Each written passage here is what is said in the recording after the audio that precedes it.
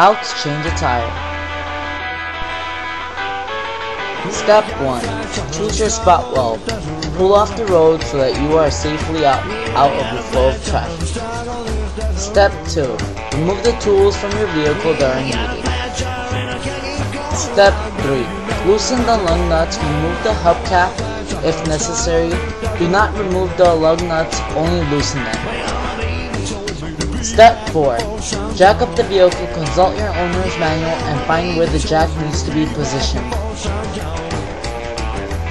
Step 5. Remove the flat tire. Remove the lug nuts from the bolts and put them aside. Pull the wheels straight towards you and off the car. Step 6. Put the spare tire on. Position the spare tire on the bolts. Place the lug nuts on the bolts and tighten them, but not too tight, just enough to hold the tire in place while you lower the car.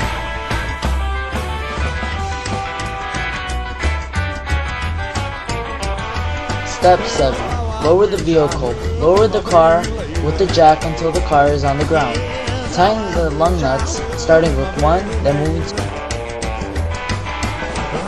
Step 8. Put the tools away. Place the flat tire where the spare was located and have the flat tire repaired.